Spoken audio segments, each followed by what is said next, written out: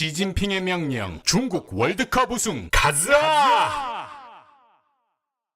극장골과 이변의 연속으로 명경기가 가득한 2018년 러시아 월드컵. 비록 대한민국은 16강에 탈락했지만 마지막 독일전의 승리는 온 국민에게 큰 감동을 주었다. 이렇게 본선에만 10번 참가한 한국과 달리 중국은 2002년 한일 월드컵 때 딸랑 한 번만 본선에 올라가며 월드컵 때마다 아쉬움을 남겼었는데, 이러한 상황 속 2015년 시진핑 주석은 중국이 앞으로 30년 안에 월드컵 본선 진출, 월드컵 개최, 그리고 우승을 해야 한다, 고명령 같은 공개 주문을 하였다. 월드컵 개최야 가능하겠지만 월드컵 우승은 과연 가능할까? 중국은 개혁 개방을 하고 2001년 WTO에 가입하면서 완전한 시장 경제 체제에 돌입하게 된다. 그러면서 외국 자본의 유입과 소금 문물의 수용은 중국의 문화를 빠르게 변화시켰는데, 그중 가장 대표적인 것이 축구이다. 과거 농구, 탁구, 배드민턴만 하던 중국은 이제 프리미어리그, 라리가 등을 미친 듯 열광하면서 보고, 이번 월드컵 때도 그 어느 나라보다 월드컵 마케팅을 적극적으로 투자하였다. 게다가 중국 주도하에 진행되는 중국 슈퍼리그의 양적 투자는 세계적인 감독들과 파울리뇨, 헐크, 오스카, 과거 드록바 같은 세계적인 선수들을 볼 수 있는 리그로 성장하며 평균 관중수가 23,000명에 달한다. K리그는 고작 5,000명. 하지만 중국의 형편없는 월드컵 성적, 그 이유에 대해 SCMP 언론사가 슈퍼리그 축구학교에 있는 유럽 출신 코치들을 대상으로 조사를 한 결과를 발표하였는데, 첫 번째는 군대에 비유하며 지나친 중국 정부의 규율을 꼬집었다. 유럽 아이들은 여러 스포츠를 즐기면서 배우지만 중국은 집단 훈련을 중시하기 때문에 집단 생활에 엄격한 규칙이 있어 아이들이 열정, 창의성, 용기를 잃는다는 것이었다. 그래서 어린 선수들이 골을 넣은 뒤 세레모니를 할 줄 몰라 강제로 서로를 안고 기뻐해주라는 지시를 한다고 한다. 두 번째는 대화의 문제이다. 축구 경기장에서는 서로 대화를 하면서 패스를 조율하거나 전략을 짜야 되는데, 중국 선수들은 서로 친근하게 대화를 나눌 줄 모르다 보니 경기장 안에서 손발이 안 맞는 경우가 많다는 것이다. 세 번째 이유는 한자녀 정책의 영향이다. 최근에는 완화되었지만 과거 과도한 인구 증가를 막기 위해 한자녀 정책을 실시하였고, 이로 인해 중국의 개인주의가 강하게 형성되었다. 이는 학생들 개인이 가족과 선생님 같은 특정 대상에게 인정받도록 자라왔기에 협력하고 남을 배려하는 능력은 부족하다는 것이다. 심지어 자신의 팀이 20대1로 패배하고 있는데도 자신이 한 골만 넣으면 됐지 라고 만족하는 아이들이 있다는 것이다. 그럼 위와 같은 문제가 해결되면 중국은 월드컵에서 우승할 수 있을까?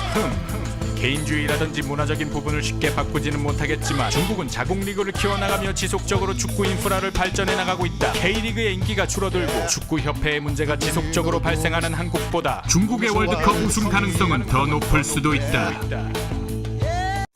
중국 그것이 알고 싶다에서 제보를 받습니다. 중국과 관련된 정보, 사건, 사고 등 알고 싶거나 알고 있는 이야기에 대해 중국 그알 미니 다큐 시리즈로 공유하고 싶으신 분들은 페이스북 중국 그것이 알고 싶다 페이지 메시지로 제보해 주시거나 해당 영상의 댓글을 통해 제보해 주시기 바랍니다. 채택되신 분들에 한해 소정의 상품을 보내드리오니 적극적이고 다양한 제보 부탁드립니다. 중국 그것이 알고 싶다.